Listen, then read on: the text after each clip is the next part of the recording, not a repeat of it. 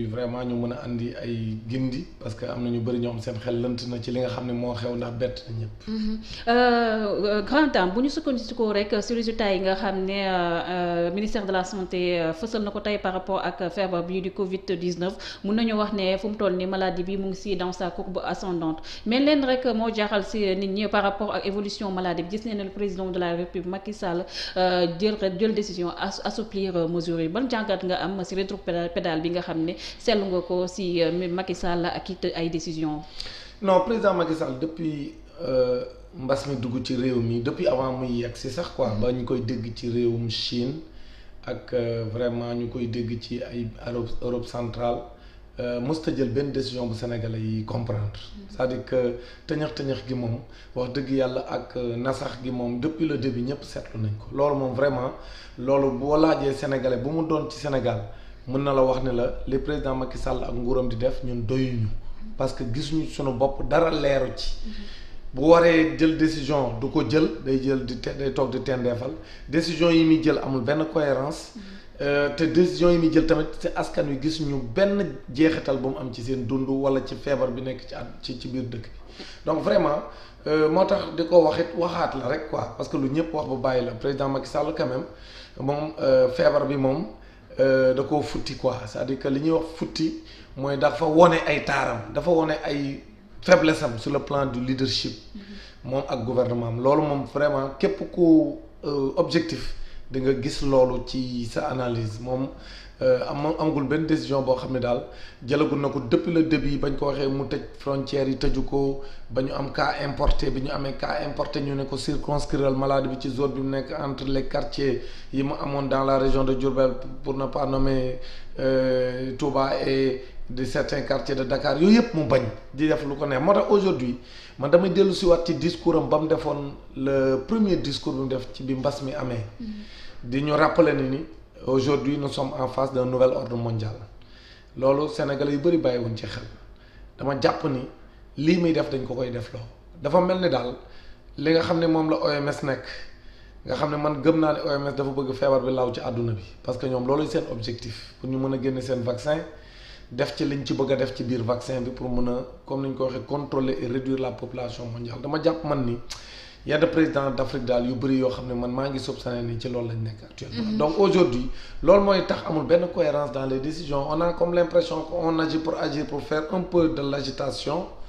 mais sans chercher à avoir des objectifs donc loolu ngay gis daal ci li nga xam ne moom la président Macky Sall di doxal moom ak nguuram. D'accord Grande Dame ñu gis ne aussi président de la République Macky Sall certes assouplir na mesures yi mais dañoo gis ne dafa prolonger lii di état d'urgence bi ak couvre-feu ñu gis ne démb sax dans la ville sainte de Touba am na ay ëmbët yu fa amoon diggante ñi nga xam ne ñooy chauffeurs yi ak takk der yi parce que ñoom dañ doon manifester ngir ñu bàyyi leen ñu wéyal seen ab activité parce que ba Covid bi passé ba tey dañoo ay transport interurbain loo jàngee fu mu toll nii gars yi nga xam ne dañoo bëgg a violer lii rek nga xam ne mooy état est-ce que mën nañu wax ne fu mu toll nii le Sénégal est en ébullition. Les populations en ont marre c'est-à-dire maanaam dañoo doyal ci seen yi ñu nekk daal parce que seen chiffres yi ñuy joxe chaque matin dem nañ ba kenn faaleetu leen fi mu toll nii Sénégalais yëpp daan scotché à 10 heures di déglu seen vraiment point du jour bi. mais léegi Sénégalais boo wax mën na non man ñooñu déglootuma leen parce que joxe nañ fi ay cas ñooñu joxe cas ñu contesté ko ay nit dee nañ fii comme le 27e décès.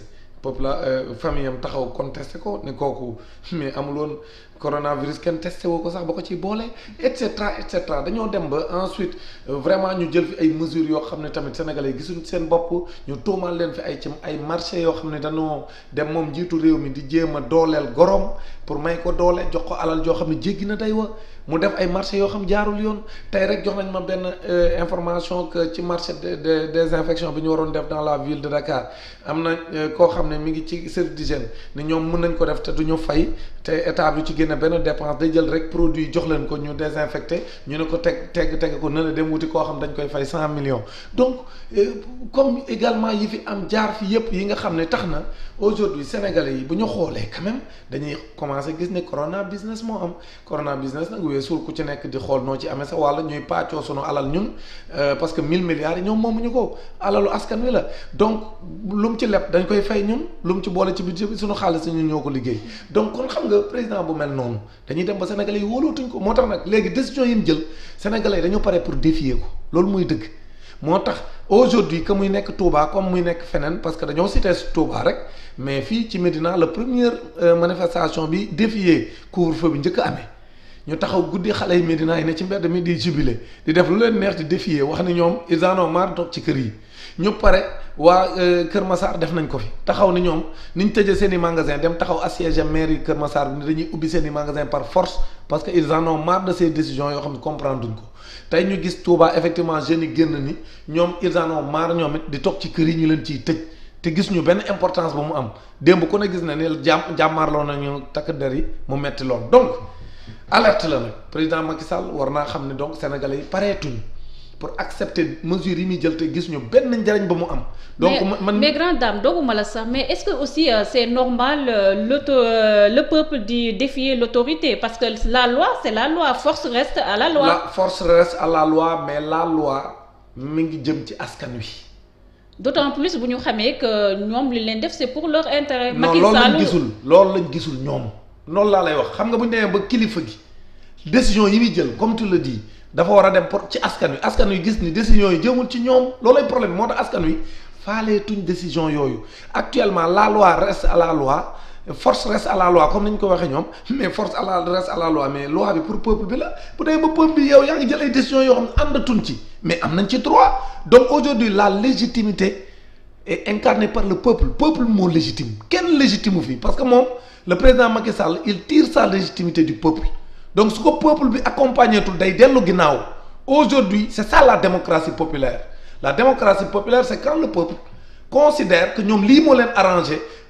au sommet de l'État le pouvoir n'a pas le droit de dire que man lii moo ma arrangé man non li arrangé peuple bi lay def donc aujourd'hui bu fekkente ni mën na lire la réaction du peuple te le peuple est souverain seul le peuple est souverain moom bu ko mënee lire rumeur yi daw nii que dafa bëgg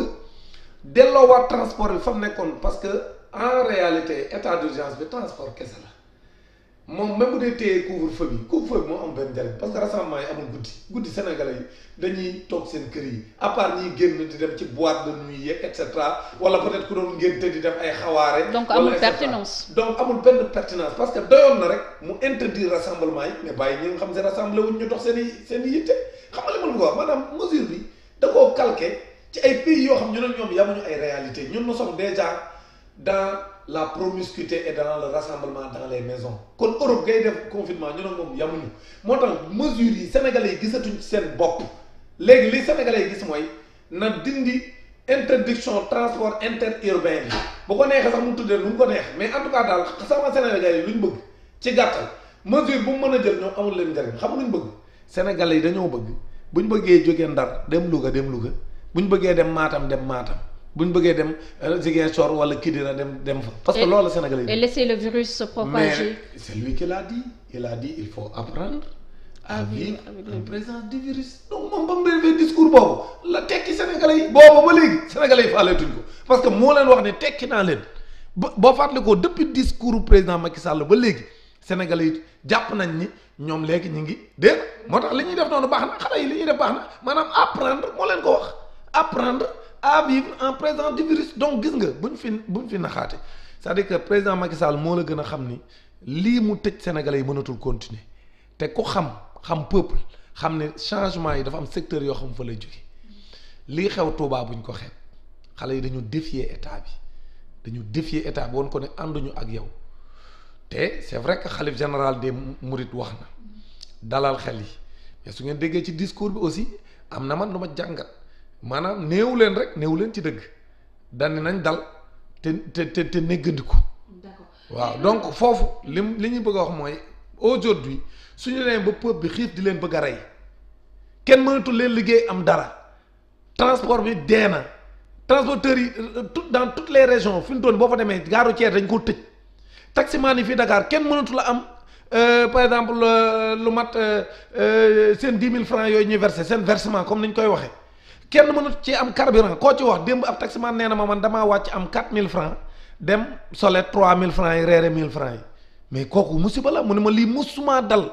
te depuis kii ba commencé feebar bi dugg ci Sénégal ba léegi lii laay dund. si xiif boobu noonu laa bëgg ñu wax parce que sax am na ay ONG yi nga xam ne ñu fi nekk wax